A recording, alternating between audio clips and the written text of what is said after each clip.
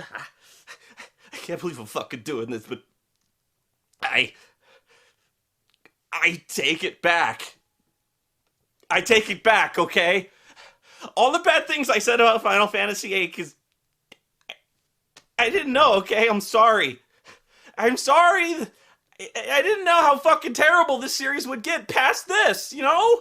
Because, I mean, okay. The combat and the drawing magic stuff was annoying at times, but it still felt like it belonged in a Final Fantasy game as opposed to that weird pseudo-real-time MMO-style fuckery that number 12 had. You didn't have to micromanage and waste your friggin' time leveling up your characters. All you had to do was link magic spells to attributes. That was simple enough, and I understood what was going on. They didn't have to screw around with needlessly complicated sphere grids and license boards and these Crystarium fucking things that offer the illusion of choice, but are still every bit as linear as before. They only serve to grind the game to a screeching halt and needlessly complicate a system that should be automatic if they're not actually gonna do anything with it. Final Fantasy VIII, at least, didn't fuck that up. The plot was goofy and stupid, sure, but at least things fucking happened. I understood character motivations. The setting was established and explained. The technology was silly, but it was comprehensible. Even the sorceress and her time compression thing was explainable. Irrational, but explainable. And at least this really was Squall's story, as opposed to Titus, whose story this definitely was not. Fuck you! And as for Vaughn, I mean, why the fuck is he even in this game? Who the fuck is Vaughn? He has no fucking reason to be in this game. He even kinda looks like Titus, that little pimple dick. Really? How fucking hard is it to tell a story where the main character is the main character? If Final Fantasy VIII were made today, they'd tell it from Zell's perspective, the chicken wuss. They didn't do that because Squall is the main character. The entire story is about Squall. He has his rivalry with Cypher, he's in love with Rinoa, and he's conflicted about having to possibly kill her when she becomes the living vessel for the reincarnated sorceress. Oh, and side note, this has nothing to do with anything, but I still feel humiliated and sincerely apologize for that gay sissy gay thing I did in the first episode. I really don't know what in the hell I was thinking. I deserve every single rebuke you can give me over that one. And then there's me not knowing what the word eponymous means. So, I'm sorry. Really. I mean, obviously I have a history with Final Fantasy VIII. I hated it as a kid, and I don't really like it now, but I had no idea. I had no idea how much worse this series would get. And worse. All hail Vaughn, sky part of Damaska. It's got a nice ring to it. Stay out of trouble. And worse. Do not shake the slippery tube. And worse. And don't forget the rotten cheese. Why do I have to do all the work? Oh. And, oh Jesus God! What mother pumpers designed this?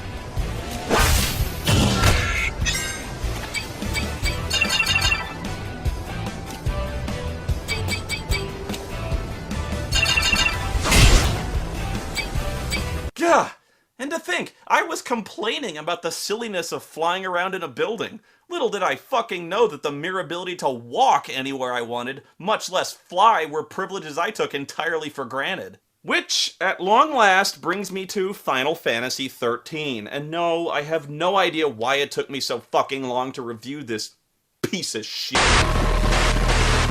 Just remember something for me before we start. No matter what you see and no matter what happens in this fucking game, it gets worse.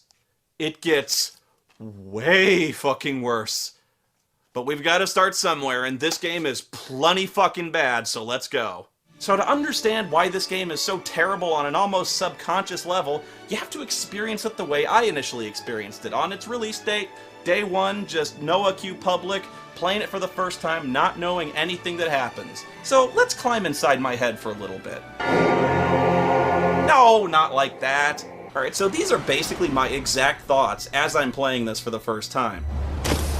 Okay, we're on a train. And there's a Hellgast from Killzone here with a gun. There's a bunch of people wearing robes, and these robes are really stupid looking. And God, the trailer for this game was fucking worthless.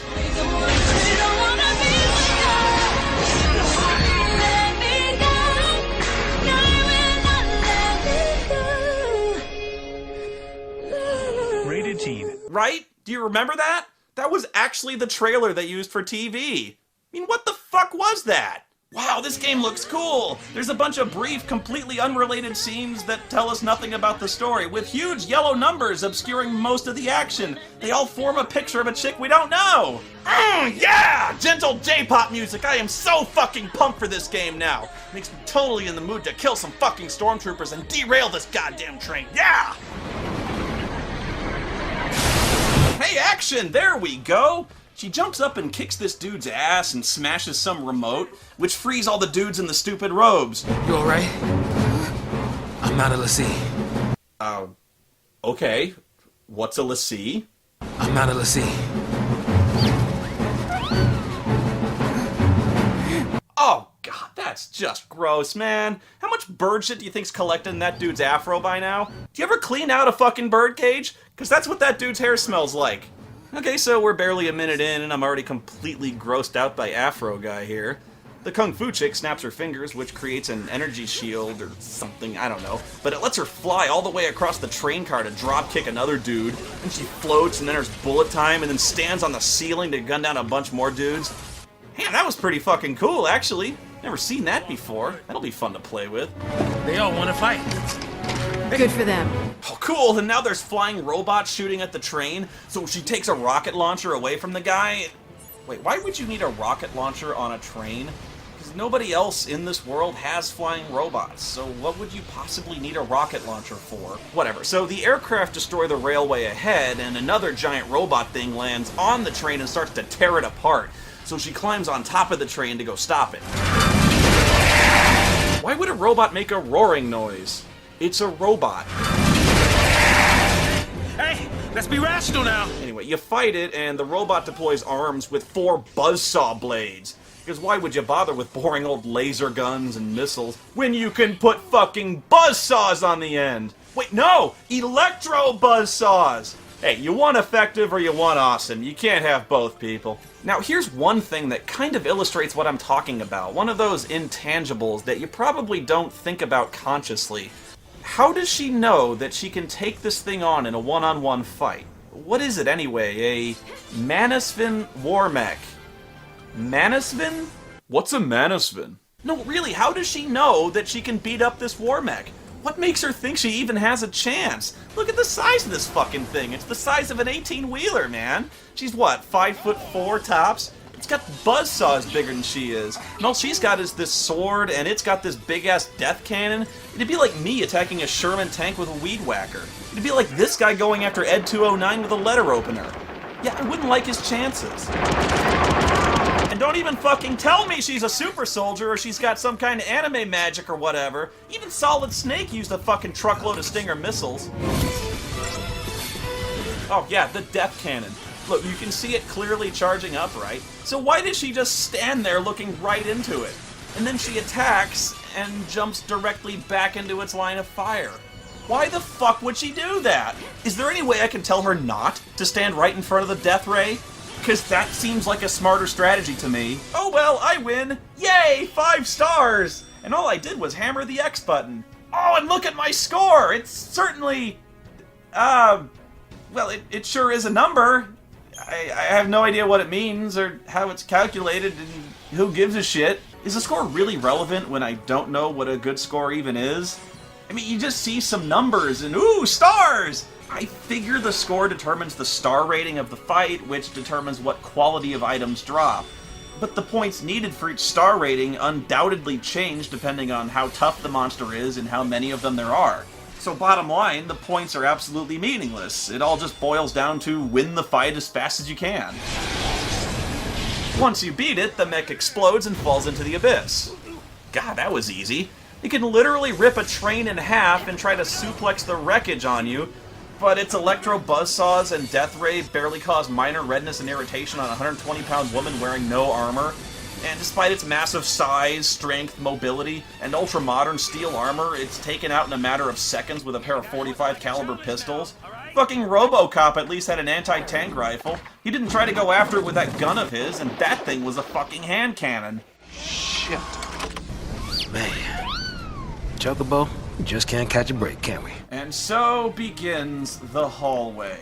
The endless 40-hour hallway. You have not known pain until you have seen the hallway, for there is no escape. No free will, the only way is the way forward.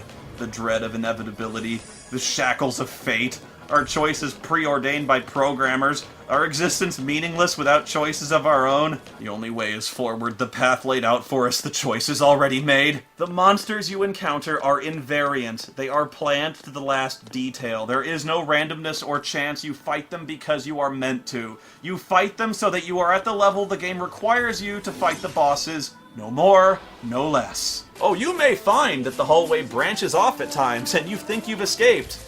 But these paths only lead perhaps 50 yards to a dead end and some minor treasure. And with no way to continue, you must go back and return to the hallway. Sometimes you may enter a wider room, some larger area. But there is still only one way in and one way out, and the hallway continues. Here we find a save point where we save our game and do our shopping. This is because the save points are also the item stores, and the weapon stores, and the armor stores, and the accessory stores, and the crafting shit stores. Once again, it's this strange meta concept that makes your brain itch. It makes no sense. It's kinda wrong. What then is a save point? What purpose does this floating machine serve to people who live in this game world? When someone in Cocoon sees a save point, what do they say it is? And this isn't just some abstract ball of light that you walk into that doesn't actually exist in the game world. This thing must exist. People in the game world must recognize it as something because it allows someone to purchase anything they want in the entire world and have it delivered instantly to them. So how are these things delivered? Is it like a replicator from Star Trek? How do you pay for things? Is it like a credit card, or do you put cash in a slot on the machine? Can these financial transactions be traced in any way by the government? I ask because it might one day be necessary for them to find some wanted fugitives, which would be really easy in a world that only handles electronic currency. Or do people still seriously carry around huge sacks of Gil coins with them? Another question, why would there be a machine that links to an online store that instantly delivers automatic weapons and swords to people? Is it common for your average civilian to buy swords in Cocoon?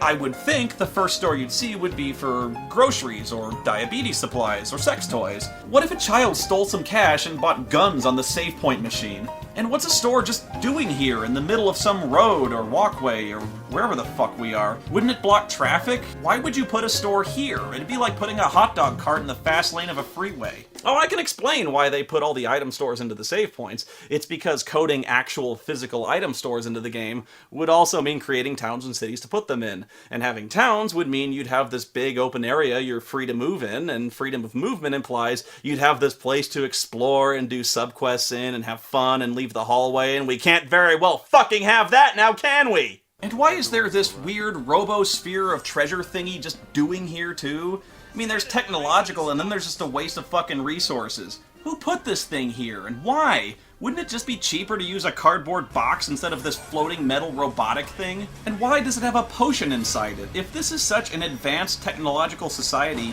aren't potions a little old-fashioned? Potions seem to imply alchemy or magic, when clearly technology and science are the dominant forces here. Once again, this game decides to include something that directly contradicts the game's futuristic atmosphere. A potion inside a robosphere. I just don't get it. Wouldn't it be more logical to buy a first aid kit here, or a stim pack, or bandages? Hell, even healing jelly makes more sense, because at least that's something manufactured that you might see commercially available in this world. Well, look, now clearly boxes exist, so what lame crap is in those?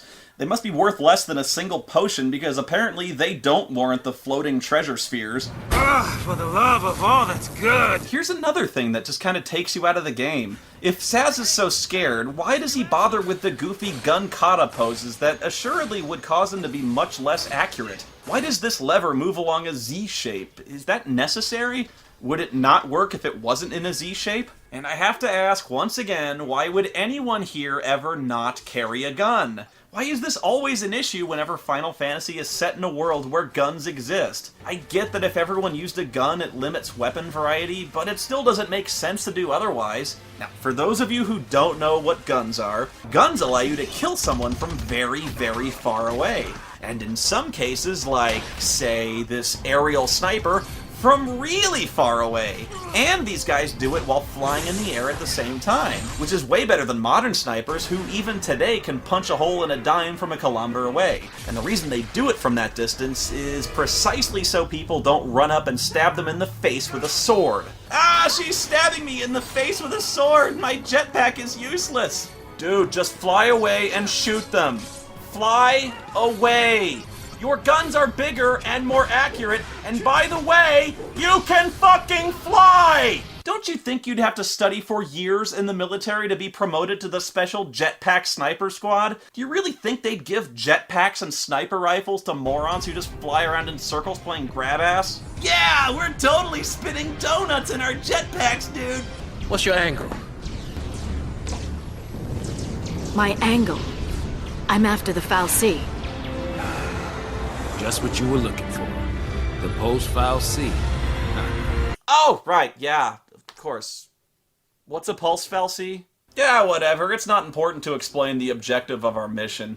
Let's go over to another group of rebels fighting it out in the streets. The rebels are also allied with the Maquis, which would make the soldiers we're fighting... the Federation? This is Snow. What can you possibly do? Snow is an idiot. Since when have heroes ever needed plans? Who punches things?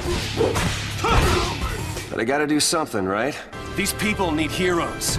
What's our motto? I don't know, what's the matter with you? What's our motto? The army's no match for Nora. Attaboy. Oh, wow. That is seriously, like, the most boring, unmemorable motto I've ever heard in my life. I've already forgotten what it was. It's not exactly the sort of thing you'd put on a bumper sticker, is it? It's no Wolverines. Shit, it's not even Calvin peeing on a logo window decal. Yo, boss. What's the plan? Charge in, guns blazing. That's a great plan. Charge in, guns blazing. Could work, if Snow ever carried a fucking gun! Real heroes don't need plans. Wow, that's incredibly debatable. And almost always untrue. This is so fucking hilarious. Snow charges the killer robot dogs with foot-long razor blades for claws, and then the army soldiers carrying assault rifles, and he does this bare-handed. You see that? And he wins. Who does this guy think he is, Zell? Look, if it didn't work out for Bruce Lee, you're not gonna sell me on it happening here. Because, I mean, look, Snow and his guys are defending a bunch of refugees against this 15-foot-tall, 30-foot-long armored robotic behemoth. So naturally, the most logical course of action is to attack it with no weapons whatsoever. Okay, he's not fucking Beowulf here, you know? This is so fucking silly, it's impossible to take seriously, even in a world of robots, flying cities, and magic. There's suspension of disbelief, and there's get the fuck out. The man would turn his fists into red rubber lumps of crushed meat and bone before he'd scratch the fucking paint on this robot. But no, not only does Snow cause more damage to it with his hands than automatic weapons would, he punches the fucker so hard he completely obliterates it. Look, I'm not lying! The fucking thing is gone! This thing must weigh like 6 tons and he fucking annihilated it with an uppercut. Total protonic reversal. Right, that's bad. Okay, look, I know in older Final Fantasy games you had guys like Sabin who had like hardcore martial arts. Dude suplexed a fucking train for Christ's sakes. Fucking look at this! That is awesome! But here's the difference, and this is highly complex, so try to follow my reasoning here. Snow couldn't hold Sabin's jock. Sabin is some kind of magic monk dude with his mystic chi powers. At the very least, he had some form of martial arts training, agreed? And even he equipped weapons, whereas Snow is just some guy. He's just a dude with a trench coat. He doesn't know any martial arts. There's nothing exceptional about him physically or mentally. Hang on, baby! Your hero's on the way! Clearly not mentally. Now, look at this again from the perspective of one of the soldiers in the game world. If a guy can just walk up and casually punch a military war mech into oblivion, what fucking good are they? Maybe they should stop making their robots out of fucking tinfoil. Jesus! Whoever bought these robots should really get a refund. Now here's a scene that really pisses me off to no end. I can't even fucking believe this. Okay, so Lightning and Saz are walking around when the road ends in a drop-off of like a few hundred feet. Hey Lightning, this is it! You can leap to your death and get out of this game! Yay! Oh. Just before hitting the bottom, she does that finger-snapping thing from before, which activates her science-y anti-gravity force field what's-it, that lets her drift safely to the ground. Cool, right? I mean, finally, something sci-fi, something gadgety, something that kind of makes sense that soldiers would have, and I haven't seen anything like this before. It makes you float, it makes you super fast, or it slows things down to bullet time. It looks like something that's really going to be fun to play with. Just imagine all the stuff you could do with a gadget like this. I don't know, maybe leveling up various powers, or making you faster or stronger. You could use it as a shield. Build an entire game around this thing, and it's by far the coolest thing in Final Fantasy XIII. She never uses it again. No, really. After this, we never even bother with the science-y gadget thing. It's gone. Are you beginning to see how... You don't need to be a fucking film student to figure out in how many ways this is fucking stupid.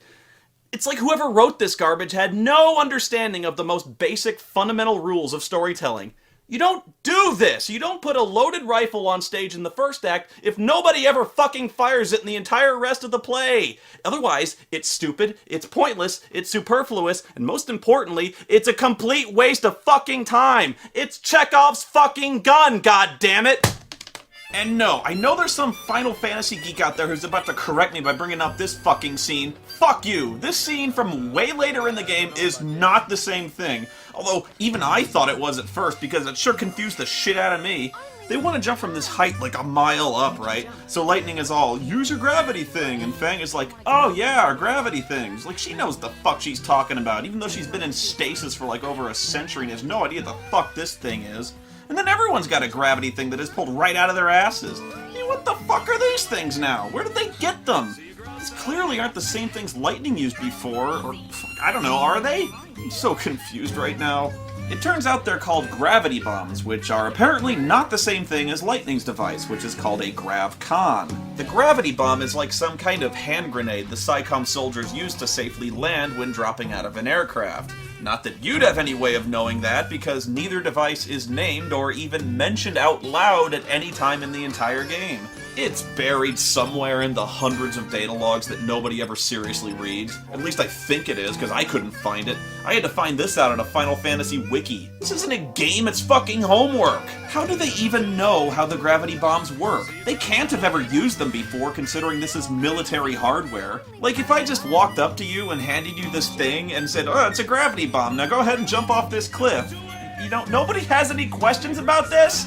Before we make a precision, extremely high-altitude jump none of you have ever attempted before? Okay, so everyone already knows how to operate this highly sophisticated and completely unfamiliar gadget that's the only thing keeping you from hitting the ground at 125 miles an hour? Okay, cool, see you at the bottom! Just look at this poor kid. Vanille doesn't know what the fuck she's doing. Nobody wants to point out the fucking on button to the kids, at least? I can't even make a call on somebody else's cell phone without asking how it works first. You'd think I'd want to try it falling at terminal velocity? And besides, why would you just hand something called a gravity bomb to a child with no explanation to how it works? You could have won me! Potentially hitting the ground at a speed that would have instantly liquefied your corpse if you hadn't used your gravity bomb exactly right? Ah, shit, I knew I forgot something. I'm sorry, it slipped my mind.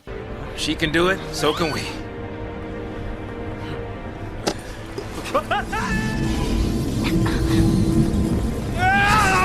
Oh, yeah, right. Fuck you! Not only is the field still inexplicably there, but he manages to hit this tiny exact same spot she did. And it's not like Lightning gave enough of a shit about this guy to leave the field on, because look how surprised she is to see him plummeting towards the ground. She barely gets out of the way. He should have hit the ground so goddamn hard there'd be nothing left but chunky salsa. We're going home together!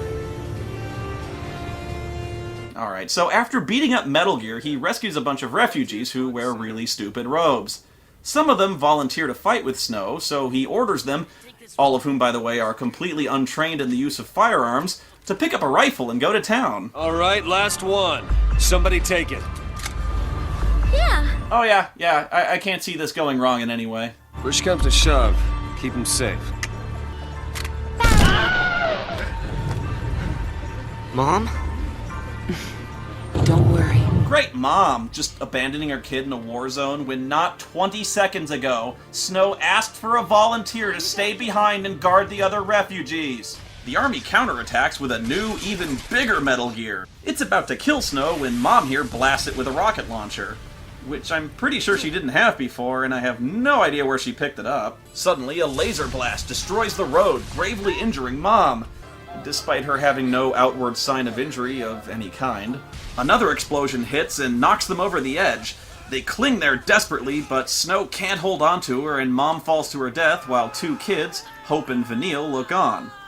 Yeah, Snow can kill a 60-ton robot with his bare fists, but he can't lift a 120-pound woman. And then he falls to his death! Yay! Oh, come on!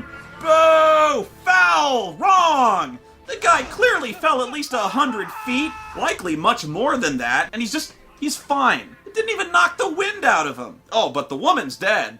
I suppose. I can't tell because we never see her body, even though they fell from the exact same place. Oh, I know, maybe Snow landed on her fucking corpse and she cushioned his fall. Yeah, good thing Hope didn't see that. He'd be really mad. So, you've got all these refugees left behind, and why are they wearing robes?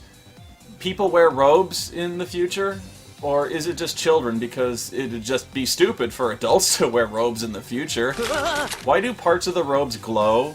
Is it like a future thing, the glowing robes? Do robes without the glowing dangly things cost less? What do the glowing dangly things do? They look really heavy and inconvenient to wear, so why would anyone want them on their future robe if they don't fucking do anything? Why do some kids have one glowy circle on their stupid head thingy and some kids have 5, or a bunch of diamond glowy shapes? Is that why people are rebelling against the government? Because of the fucking stupid robes? Do they make people wear the robes anywhere else? Because I don't think you see anyone else wearing the robes except on the train. So everyone who gets put on the train gets a glowing robe? Why? What does it even mean? I mean, if you're just gonna dump them on some planet to die, why would you bother giving them robes? Especially robes that glow and look kind of expensive because of the glowing parts. So once they're off the train, why don't they just take the robes off? I mean, these kids do, and they're wearing street clothes underneath. Is it because the pointed Russian dance shoes are just really comfortable? Do they slip on over your normal shoes? Because these kids still have their normal shoes. They're not in the pointed toe shoes anymore. Why would you keep wearing the huge puffy pointed toe slippers if you didn't have to? What in the hell are the glowing dangly things for? Dalid jelly, I get, it's a food or some shit, but the dangly things just seem fucking pointless. Why would they send the one guy with the remote control that can release all the prisoner restraints into the car with all the prisoners? You know, in case one of the incredibly dangerous Pulseless Sea that can wield powerful destructive magics decides that she doesn't want to be exiled and killed and then jumps out of her chair and kicks his fucking... Yeah, that. Wouldn't you keep the remote somewhere secure, far away from the train car full of desperate prisoners being sentenced to exile and death who have nothing to lose at all by attempting to escape? I think I might try to escape if I was about to be sent to a planet full of monsters who wanted to eat my face. I wouldn't even have to try that hard. Hell, I wouldn't even have to get up. I'd just fucking kick the guy in the nuts and smash the remote and boom, instant prisoner riot. And you don't even have to enter a code or anything to open the prisoner restraints?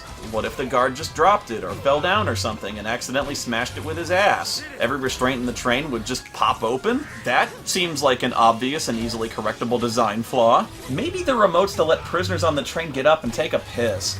How would you go pee wearing robes that look so fucking inconvenient? Think of it, how did Jedis take a piss with all those robes on? How does Darth Vader take a piss with those leather pants and that codpiece thing? Maybe his wiener burned off. I can't really see Darth Vader standing at a urinal. Maybe he goes to pee in that isolation chamber thing, like that chair in the middle is actually a toilet. It would kind of explain why this guy looks so uncomfortable if he just walked in on Darth Vader taking a shit. That's pretty much what it's like being me.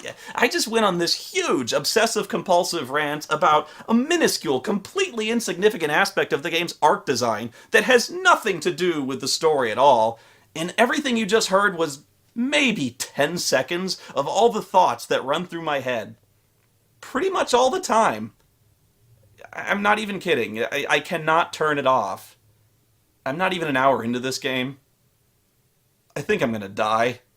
But don't worry if it seems like I'm absolutely crawling through this game way too slowly, because after this opening scene, I can pretty much blow through about 25 hours of completely uneventful wandering and bitching. Hope the wires aren't fried. This game has more padding than a 13-year-old girl's bra.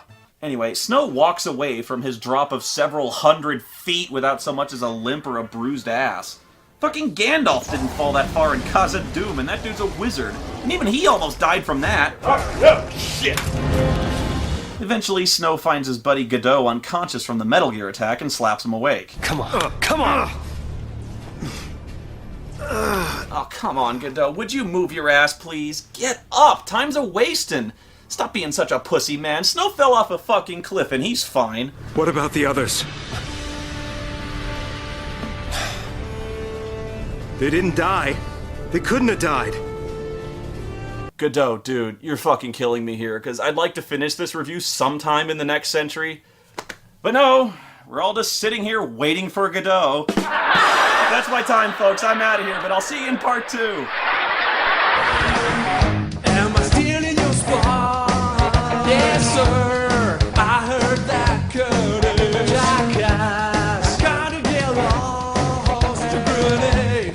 I need them notice. How can you play so many shitty games when you pass out each deal on the drive? A movie director was party on crack. Spoony is the only ain't going back. Spoony experiment. Spoony experiment. Spoony experiment.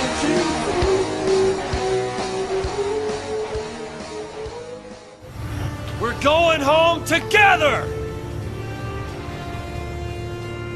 Come on! Everybody up!